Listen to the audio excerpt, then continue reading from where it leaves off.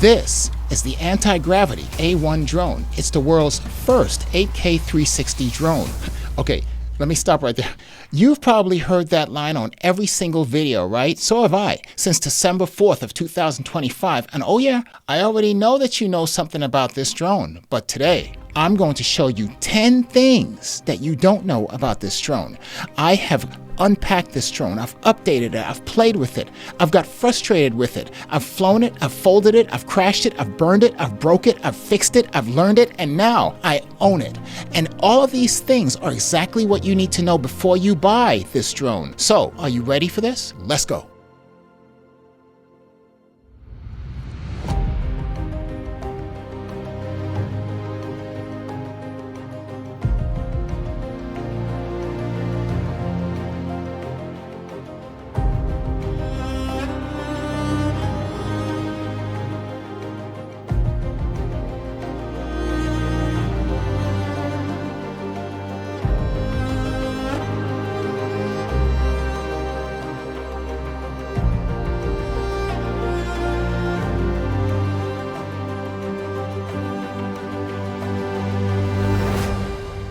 Okay, so before I touch on the specifications, for those of you who have never seen this drone before, and I know some of you have not, and I actually get into the countdown to tell you those 10 things that you don't know, I need to say something that's very important. Regardless of whatever it is that I say in this video about this drone has become one of my most favorite drones in my collection, and I'll tell you why. Because it's fun to fly, it's exciting, it's different, it's flying the unknown, and honestly, there are some moments when I'm flying this thing that I don't know exactly where I'm at, and I feel as though I'm in the future. That's the best way I can say it. But it doesn't mean that there aren't any problems. And if you're thinking about buying this drone, then you deserve to know everything. The good, the bad, the ugly, the frustrating, the amazing, and the brilliant. So for now, let's go over the specifications because some of you don't know all of the specifications in detail. The camera sensor is a 1/1.2-inch sensor. Now, the question is, what does that actually mean? Well, if you think about a 1/1.28 inch, it's about the same size that you'd see in your smartphone. But to put it more realistically, it's exactly the same size as you would see in the Insta360 X5 camera. If you use that 360 camera, the same size sensor in that camera is the same size sensor in this drone. Now, let's talk about the video resolution. Usually, you'll hear them say, world's first 8K drone, right, at 30 frames per second. But they don't tell you about the other frames per second and the other resolutions. For example, the 8K resolution is 30 frames per second, 25 frames per second, and 24 frames per second. Now keep in mind that 8K at 30 frames per second will be your best setting for reframing later, and also you'll be dealing with 8-bit video recording, not 10-bit video recording. It can also shoot in a resolution of 5.2K, which is at 60 frames per second, 50 frames per second, 30 frames per second, 25 frames per second, 24 frames per second, and the slow motion will be 4K only at 100 frames per second. Now, don't get me wrong. This thing can shoot some really nice slow-mo shots, and you'll be able to actually use those resolutions as you switch back and forth in the settings, but they don't tell you that. And you need to know that because I didn't know that when I first turned this drone on. So in regard to photo resolution, you're getting 55 megapixels and 14 megapixels for images. Now, what you don't know, number 9, is the video and photo files compatibility. You see, when you fly the Antigravity A1, the files that it creates aren't handled in the same way. This confuses a lot of people, and it definitely confused me at first. Now, for video files, this is where things become completely different. You see, the A1 records video in a file called .insv. That stands for Insta Video, I think. This is not a normal video file like an MP4. If you try to open this file in something such as QuickTime or VLC, it is not going to play correctly. In fact, you might not be able to open it up at all. And that's because it's not your average ordinary go-lucky video. It's 2 camera feeds stitching them both together for a full 360-degree video. And that applies stabilization with flight data. And all of that can only be viewed on the Antigravity Studio Studio software that you need to download. And also, just as important, you need to download the Antigravity app on your smartphone because you won't be able to get this drone up and flying if you don't. Now, in regard to the internal storage, both the drone and the goggles accommodate internal storage. The drone itself has 20 gigabytes of internal storage, and the goggles can accommodate or have 30 gigabytes of internal storage. They both can accommodate an external SD card up to 1 terabyte. Now, there are some tricky things about getting this footage transferred off of both of these devices. That's going to be one of the things that you didn't know. We're going to discuss that later. Now, in regard to the goggles, the resolution or the display resolution inside of the goggles, when you're looking inside of them, is going to be a 2560 to 2560. It's an exact perfect square whenever you see the goggles, but there is a setting in here we'll discuss later where you can actually change that resolution so that way it's much more immersive. Now, lastly, let's talk about the battery life. You have two options. You can either get the standard battery, which has 24 minutes of flight time, or you can get the extended battery, which has 39 minutes of flight time. And those extended batteries are included in the upgraded deals whenever you're purchasing the drone. And that takes us into number 8, which has to do with FAA registration. Very important that we discuss this at this time. There is a question that we need to ask. Do you pay attention to whether or not you've purchased or you're using the standard battery or the upgraded batteries when you're flying a drone? Come on, I fly drones. And the correct answer for that is not always. According to the FAA rules and regulations, you need to register this drone if it weighs 250 grams or more, and that includes the drone and the battery on takeoff. Now, the total weight of the drone with the standard battery is 249 grams. That's what you've been hearing. But when you insert the extended battery into the drone, that total weight becomes 289 grams, which is well over the FAA's threshold. You see, if the drone weighs 250 grams or more, you need to register it before you can fly that drone. This is what you didn't know. Now, there's one more thing that we need to add to this, and that is the FAA regulations state that if you're wearing goggles, if you've got these things covering your eyeballs, and you don't have another person standing with you, that other person, which they classify or term as a visual observer or VO, if you don't have somebody else that's with you when you're wearing these goggles, you're breaking the law. You need to have a visual observer or a VO with you at all times whenever you're flying this drone wearing those goggles, because the fact of the matter is that you can't fly this drone unless you have these goggles, because Antigravity has not come out with a remote control with a display on it so you can use your own two eyes while you're flying the drone. Antigravity has not come out with that remote yet. So you have to keep these covering your eyeballs while the drone is in the air, and that's not allowed with the FAA unless you have a visual observer who's actively watching that drone, maintaining visual line of sight while you're operating it. So let me introduce you to my beautiful visual observer. Hi, I'm Sheila. It was nice to meet you guys, to guide you in this amazing experience. That's awesome. You see how we do? So this is what you have to have. This is a requirement for the FAA. You must have a visual observer. I'm ready to fly. This is where we're going to take it. Let's move to number 7, which is a very cool feature that you're probably not aware of, that this drone will respond to voice commands. It has a built-in AI-assisted voice command recognition system on this drone. Basically, if you say something while you're wearing these goggles, the drone will respond and the goggles will reply back to you in regard to how it's initiating that process.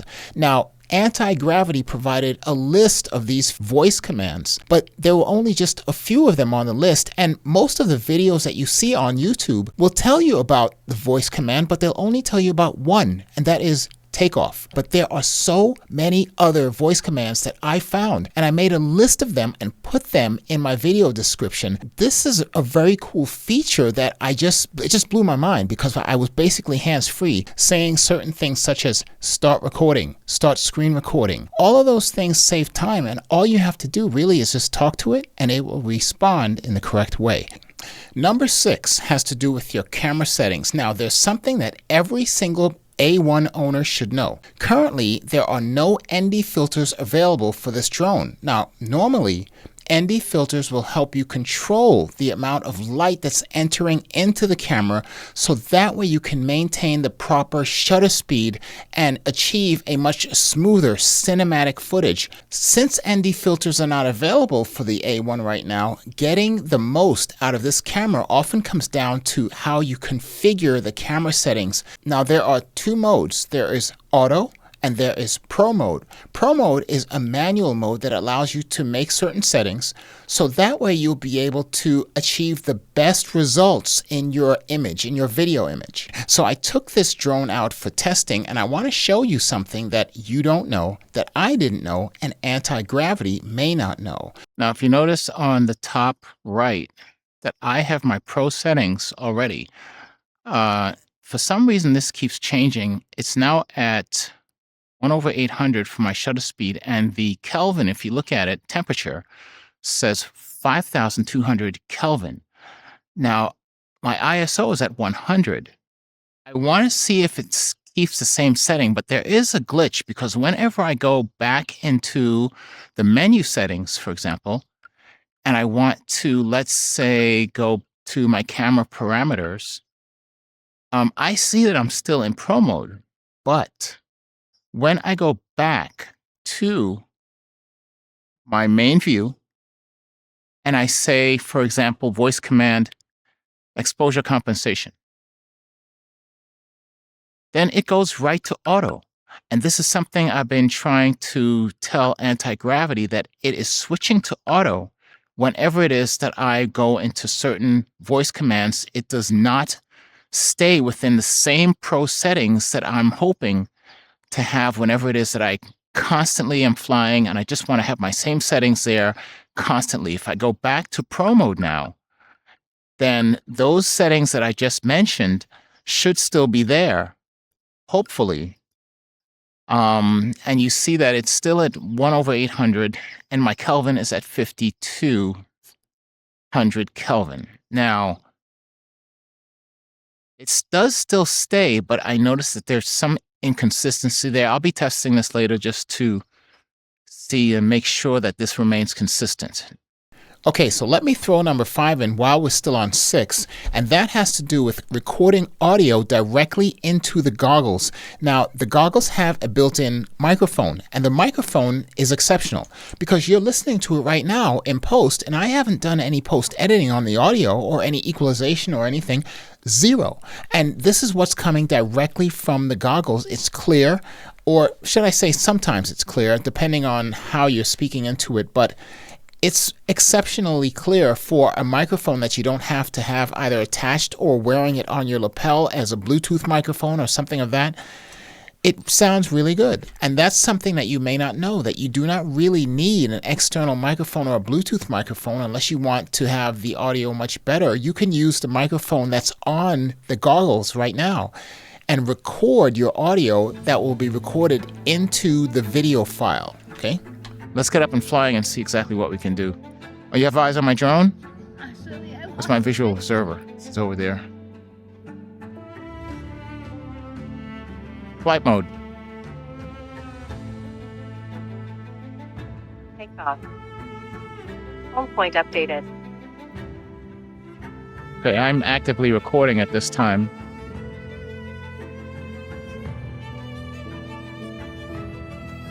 It is flying. Yep. What do you think? I can see it. Feels pretty good. Pretty confident. I'm not too sure about well,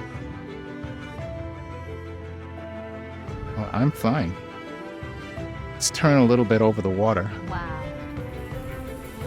And home point has been updated already. I can tell that it is moving pretty well, although I am shooting into the sun. Let's turn it around, bring it back, because the sunlight is not really doing too well on this lens. I see my home point, and let's just go ahead and return to home. Return to home.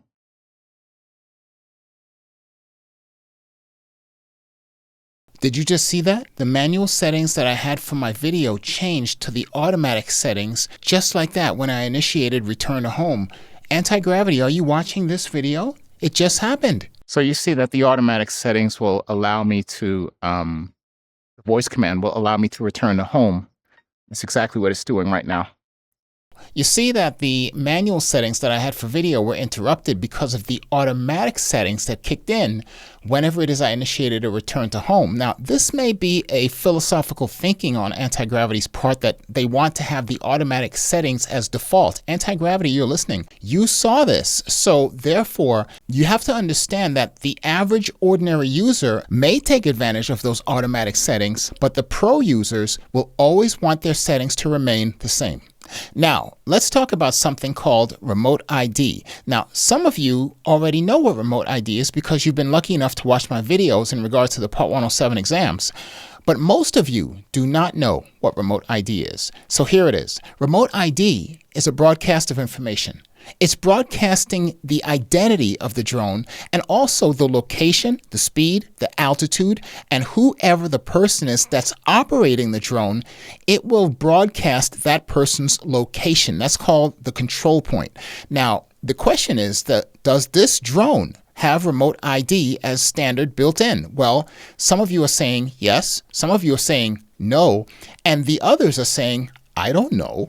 Well, here's the answer. Yes, it does have built-in Remote ID or standard Remote ID, but what you need to know is where is this Remote ID serial number located? This is something that confused me in the beginning. I was contacting Anti-Gravity and asking them, hey, tell me where the Remote ID serial number is located so I can register this drone. Well, they gave me the answer, but I had to determine that answer more specifically in detail as to where it is exactly located because it's not marked as Remote ID. So, contrary to what it is that they may have told you, it is not physically on the drone. The serial number is not a physical number on your drone.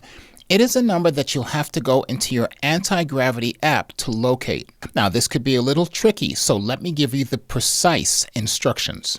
Open your Anti-Gravity app and look for the little drone icon at the very bottom. Tap on it and then go to the selection that says Support. Once you touch on Support, it's going to open up another menu where you will see on the bottom left, hopefully it will say Device Information.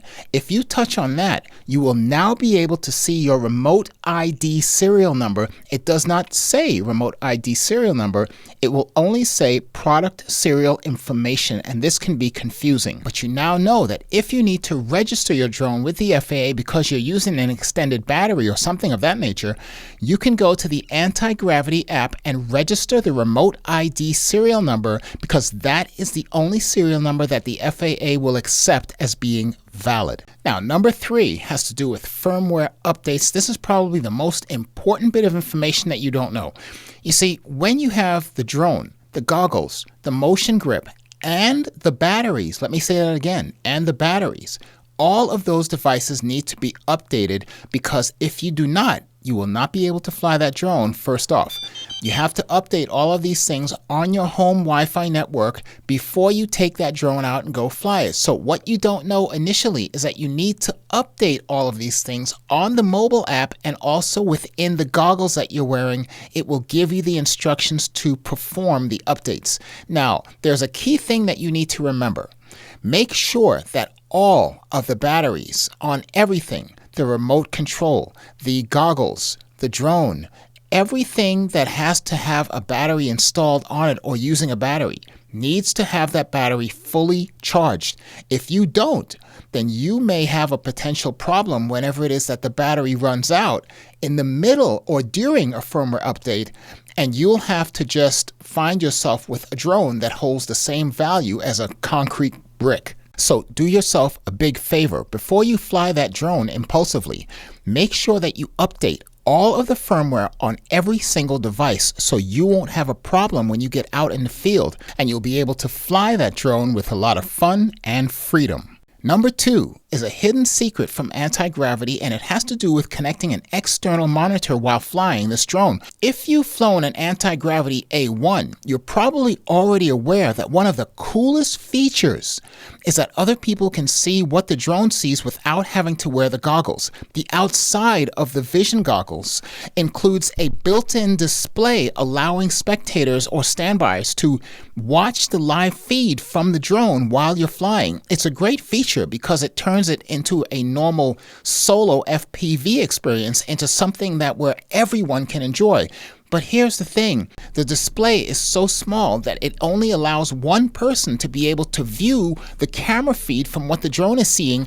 And how do you get around that issue? Well, very simply, attach an external monitor. You see, the goggles already have an external display, even though it's small, but technically and logically, there must be a display output. And if that's the case, then all I need is an external monitor. So here's my external monitor that is receiving the output from my goggles, which is receiving the video feed from my drone. And what's really going to blow the socks off your feet is that I hooked this thing up to my 85-inch big screen TV. So in reality, for this Antigravity, I possess the means to fly free without the need for a VO and without the need for the goggles that you gave me. So now I'm giving you the incentive and the key to start working on a very cool concept, a brilliant idea that will be something that we all need. Now lastly, number one is a feature called Payload Detection. It's a system that flags excess weight on the drone. Antigravity says that this feature will trigger an automatic landing if unauthorized modifications are detected. And you can clearly see that I modified this drone, and I also gave my full authorization to do so. Now, I was expecting this drone to initiate an automatic landing, but instead, it just hovered for minutes and allowed me to rotate the drone, move forward, and eventually I decided to manually land the drone, force land it, because it was a stalemate. Nothing was happening. And you can see how it initiated the landing process perfectly, legs down before landing. But you know me, I wasn't satisfied with the results, so I needed to get something heavier than just 53 grams of excess weight. So I strapped on the Fat Rat, my computer mouse that brought the drone weight all the way up to 422 grams. I'll make you a bet that Antigravity's probably clutching onto their seats right now. And this is it. We're either going to fly high or we're going to crash and burn. And all that time, I was just hoping that the drone would just lift off. And as the title said in the beginning, the flight of the unknown. But here we go, we're up. And what we're looking for is for the AI payload detection system to trigger an automatic landing on this drone. But don't worry, if nothing happens with this, I'll just go in the closet and get my Converse All-Stars and strap that thing on. But here we go, we're landing. So it did initiate an automatic landing on the payload detection system. Cool. Now the only thing that we don't know is what is the minimum payload weight that triggers this detection. That is something that we may never know, because up until now, Antigravity has not publicly disclosed that information. Well, that's all I've got on this video. I hope this information was helpful for you to understand the Antigravity A1 360 drone. If you have any questions, go ahead and post a comment, hit that like and subscribe button. Until then, I will see you all on the next video.